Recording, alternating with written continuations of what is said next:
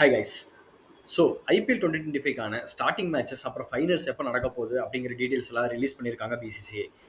18th edition of the IPL வந்து எப்போ start ஆகுதுன்னு பார்த்தீங்கன்னா மார்ச் 22, அதாவது அது வந்து சாட்டர்டேன்னு சொல்லலாம்.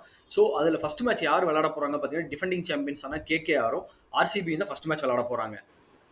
ஸோ வழக்கம் போல டிஃபெண்டிங் சாம்பியன்ஸான ஹோம் டவுனில் தான், அதாவது ஈடன் கார்டன்ஸில் தான் இன்னாகுரல் மேட்ச் ஃபர்ஸ்ட் மேட்ச் நடக்க போகுதுன்னு சொல்லியிருக்காங்க. செகண்ட் மேட்ச் பார்த்தீங்கன்னா சண்டே, அதாவது ஆஃப்டர்நூன் கேமாக அது இருக்க போகுது. போன வருஷம் ரன்னர்ஸ் அப் ஆன சன்ரைசர்ஸ் ஹைதராபாத் வந்து ராஜஸ்தான் ராயல்ஸ் கூட ஆஃப்டர்நூன் கேமில் டேக் ஆன் பண்ணுறாங்க. ஸோ ஃபைனல் பார்த்தீங்கன்னா மே 25 ஈடன் கார்டன் ஸ்டேடியமில் தான் நடக்க போகுது அப்படிங்கிற மாதிரி சொல்லியிருக்காங்க. ஸோ பட் ஆனால் நம்மளுக்கு முழு ஷெடியூலுமே இது வரைக்கும் நம்மளுக்கு வரல. 1 or 2 டேஸில் ஃபுல் ஷெடியூலும் கிடச்சிரும் அப்படிங்கிற மாதிரியும் இன்ஃபார்ம் பண்ணியிருக்காங்க. ஸோ அவர் அடுத்த ஒரு நியூஸ் என்னன்னு பார்த்தீங்கன்னா ஆர்சிபியோட கேப்டன் விராட் கோலி இல்லை. நம்ம எல்லாரும் ஆவலாக எதிர்பார்த்துட்டு இருந்தோம் விராட் கோலி தான் கேப்டன்சி பண்ண போறாரு. பிகாஸ் அவங்க டீம்ல யாரும் கேப்டன்சி மெட்டீரியல் இது வரைக்கும் யாரும் எடுக்கல அப்படின்னு நினைக்கும் போது ஆர்சிபியோட மேனேஜ்மெண்ட் வந்து ரஜத் பட்டிதார் தான் எங்களோட அடுத்த கேப்டன் அப்படின்னு சொல்லி கன்ஃபார்ம் பண்ணியிருக்காங்க. ஸோ யார் இந்த ரஜத் பட்டிதார் அப்படின்னு பார்த்தீங்கன்னா மத்திய பிரதேஷோட மிடில் ஆர்டர் பேட்ஸ்மேன் தான் ரஜத் பட்டிதார். அவர் பார்த்தீங்கன்னா சைட் மிஸ்டர் அலி டிராஃபியில் மத்திய பிரதேஷை ஃபைனல் வரைக்கும் கொண்டு போயிருக்காரு கேப்டன்ஷிப் பண்ணி. ஆர்சிபிக்காக ஐபிஎல் 2021 விளையாடிட்டு இருக்காரு ரஜத் பட்டிதார்.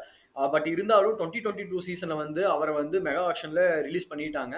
ஸோ அதுக்கப்புறம் அவர் வந்து அன்சோல்டாக போயிருக்காரு 2022. பட் ஆனாலும் ஆர்சிபியில் ஒரு இன்ஜுரி கன்சர்னால ஒரு ரீப்ளேஸ்மெண்ட் பிளேயராக ரஜத் பட்டிதார் திரும்பி 2022 உள்ள வந்திருக்காரு. வந்ததுல இருந்து பார்த்தீங்கன்னா நல்ல பர்ஃபார்மன்ஸ் பண்ணியிருக்காரு. ஐபிஎல் ஒரு செஞ்சுரி போட்டாரு. அதெல்லாம் பண்ணி ஒரு நல்ல பர்ஃபார்மன்ஸ் கொடுத்து ஒரு டீமோட இன்டிகிரல் பார்ட்டாகவே மாறிட்டாருன்னே சொல்லலாம். அதுக்கப்புறம் பார்த்தீங்கன்னா ஐபிஎல் 2025 மெகா ஆக்ஷனுக்கு அவரை ஒரு 11 crores கொடுத்து ரீடைன் பண்ணி அவங்க டீமோட இன்டிகிரல் பார்ட்டாகவே வச்சிருக்காங்கன்னு சொல்லலாம். இருந்தாலும் அவர் ஒரு கேப்டன் மெட்டீரியலாக இருப்பார் அப்படிங்கிறத யாருமே யோசிச்சு பார்த்துருக்க மாட்டாங்க அப்போ. ஸோ மெகா ஆக்ஷன் முடிவில் பார்த்தீங்கன்னா அவர் கேப்டன்சி மெட்டீரியல் யாருமே எடுக்காதது கொஞ்சம் ஒரு வருத்தம் அளிச்சது. ஸோ மேபி விராட் கோலி தான் மறுபடியும் கேப்டனாக வரப்போறாரு அப்படிங்கிற மாதிரி எதிர்பார்க்கப்பட்டது. ஏன்னா ஃபேஃப் டு பிளஸிஸும் அவங்க எடுக்காம இருந்தாங்க. பட் ஆனால் இது ஒரு வெல்கம் சேஞ்ச் அப்படின்னு சொல்லலாம். ஒரு அஜித் பட்டிதாரை வந்து கேப்டன்சியாக கொடுத்தது ஒரு வெல்கம் சேஞ்சுன்னு சொல்லலாம் ஆர்சிபிக்காக. ஸோ மேபி இது வந்து ஒரு சக்ஸஸ்ஃபுல் சீசனாக கூட அமையறக்கு வாய்ப்பு இருக்கு. ஸோ ஆர்சிபி எடுத்த இந்த முடிவு சரியா தப்பா, இது கரெக்டாக வருமா வராதா, இல்லை உங்களோட தாட்ஸ் எல்லாம் என்னன்னு இந்த கமெண்ட்ஸில் சொல்லுங்க. ஸோ அடுத்து பார்த்தீங்கன்னா டிஃபெண்டிங் சாம்பியன்ஸான கேகேஆர், அவங்களோட டீம் கேப்டன் யாருன்னு இன்னும் இது வரைக்கும் சொல்லாமல் தான் இருக்காங்க. ஸோ ஸ்ரேயஸ் ஐயர் வந்து கப் அடிச்சு கொடுத்தாரு. பட் ஆனால் அவர் வந்து ரிலீஸ் பண்ணியிருந்தாங்க. அவரை திரும்பி வாங்க முடியல கேகேஆர்னால. ஸோ கேகேஆருக்கு இந்த சீசன் கேப்டனாக யார் இருப்பாங்க அப்படிங்கிறத பார்ப்போம். ஸோ எனக்கு தெரிஞ்சு கேகேஆர் வந்து கேப்டன்சி மெட்டீரியல் சொல்லி ஸ்பெசிஃபிக்காக யாரையுமே இது வரைக்கும் எடுக்கலை. ஸோ மேபி எனக்கு தெரிஞ்சு அஜின்கியா ரஹானே தான் ஃப்ரண்ட் ரன்னராக இருப்பாருன்னு நான் நினைக்கிறேன். அவர் பார்த்தீங்கன்னா 1.5 crores கேகேஆர் வந்து பேஸ் ப்ரைஸ்லேயே எடுத்திருந்தாங்க. மேபி கேகேஆர் வந்து அஜின்கியா ரஹானவே ஒரு கேப்டன்சி மெட்டீரியலாக பார்க்குறாங்க அப்படிங்கிறது எனக்கு தோணுது. இல்லை அவர் இன்கேஸ் ஏன்னா அவர் ஏஜ் ஃபேக்டர் அப்படி இப்படிலாம் பார்த்து வேண்டான்னு முடிவெடுத்தாங்கன்னா மேபி வெங்கடேஷ் ஐயர் இருக்கவும் வாய்ப்பு இருக்குது. ஏன்னா நம்மளே பார்த்துருந்தோம் அவர் வந்து ஒரு 22.5 crores வரைக்குமே போய் அந்த அளவுக்கு போட்டி போட்டு எடுத்திருந்தாங்க கேகேஆர். பட் வெங்கடேஷ் ஐயர்கிட்ட பார்த்தீங்கன்னா ஒரு கேப்டன்சி ஒரு ஸ்கில்ஸ் இருக்கா இல்லையா அப்படிங்கிறதெல்லாம் இது வரைக்கும் யாருக்குமே தெரியாது. ஏன்னா அவர் மத்திய பிரதேசத்துக்கு தான் விளையாடுறாரு. இருந்தாலும் அவர் ஒரு கேப்டன்ஷிப் இது வரைக்கும் பண்ணதில்லை. ஸோ மேபி அஜின்கியா ரஹானே பக்கம் சாயருக்கு நிறைய வாய்ப்பு இருக்குது. ஏன்னா மும்பைக்கு அவர் தான் கேப்டன்சி பண்ணிட்டு இருக்காரு.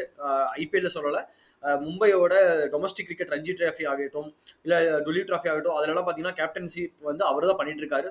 ஸோ மேபி அஜின்கியா ரஹானே பக்கம் கூட போகிறதுக்கு நிறைய வாய்ப்பு இருக்குது. இல்லை அவுட் ஆஃப் தி பாக்ஸ் திங்கிங்காக ரிங்கு சிங் மேபி இருக்கவும் வாய்ப்பு இருக்குன்னு நான் நினைக்கிறேன். எனக்கு தெரிஞ்சு மேபி வெங்கடேஷ் ஐயர் பக்கம் தான் போவாங்க. ஏன்னா அவர் ஆல்ரெடி பார்த்தீங்கன்னா ஒரு 4 years வந்து கேகேஆருக்கு தான் விளையாடிட்டு இருக்காரு. 4 or 5 years விளையாடிட்டு இருக்காரு. நல்லாவே பண்ணியிருக்காருன்னு சொல்லலாம். ஒரு யங்ஸ்டர் அப்படின்னு கூட சொல்லலாம். ஸோ அதனால தான் அவர் அவ்வளோ ஹை கொடுத்து 20 crores மேலே வரைக்கும் போட்டி போட்டு எடுத்தாங்க அப்படிங்கிறதையும் நான் நினைக்கிறேன். ஸோ கேகேஆருக்கு நெக்ஸ்ட் யார் கேப்டனாக வந்தால் நல்லா இருக்கும், அடுத்த கப்பு அவங்களால அடிக்க முடியும் அப்படிங்கிறத உங்கள் தாட்ஸ் ஏதாவது இருந்தால் கமெண்ட்ஸில் சொல்லுங்கள்.